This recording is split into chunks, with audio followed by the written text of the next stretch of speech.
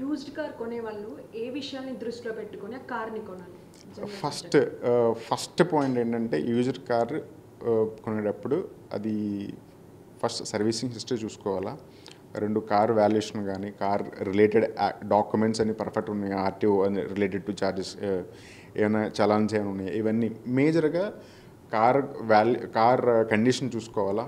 Car కండిషన్కి car ప్రైస్కి plus మనం కొనేటప్పుడు కాస్ట్ 24 మనకి ఏ అష్యూరెన్స్ నాకేమీ తెలియదు. నాకు ఐఎమ్ ఫస్ట్ టైం బయ్యర్, నేను ఫస్ట్ టైం బై చేస్తున్న కార్ని, నాకేం తెలియదు. ఇంకా కాస్ట్ 24 దగ్గరికి వస్తే మేమిచ్చే ఫస్ట్ అష్యూరెన్స్ ఏంటంటే 7 day రిటర్న్ పాలసీ. వితౌట్ ఒక్క క్వశ్చన్ కూడా అడగరు. ఎందుకంటే నేను కూడా ఎక్స్పీరియన్స్ చేశాను కాబట్టి చెప్తున్నాను. ఒక్క క్వశ్చన్ కూడా అడగరు.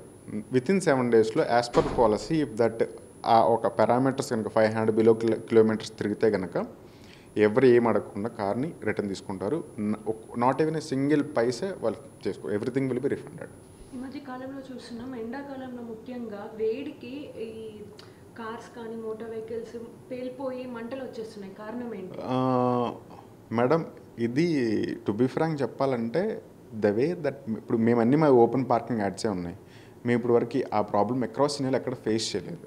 రీజన్ ఏంటంటే ఇట్ ఆల్ డిపెండ్స్ అపాన్ మన చేతుల్లో ఉంటుంది. అది పర్టికులర్గా సేఫ్గా ఉంచుకుంటున్నాం లేదా, లేకపోతే ఎవ్రీ 2-3 days ఒకసారి మనం క్లీనింగ్ చేస్తున్నాం లేదా, ఓపెన్ చేస్తున్నాం లేదా అనే పాయింట్ ఆఫ్ వ్యూ ఉంటుంది. కానీ పర్టికులర్గా కండిషన్ బట్టి కార్ మనం యూజ్ చేసే విధానం, మెయింటైన్ చేసే విధానం మీద బట్టి ఉంటుంది.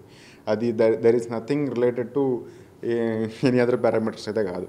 నాట్ రిలేటెడ్ టు మ్యానుఫ్యాక్చరింగ్ అలాంటివి ఏముండవు. ఎక్కడైనా ప్రాబ్లమ్స్ ఉంటే ఉండొచ్చు, very small, that it will be minute.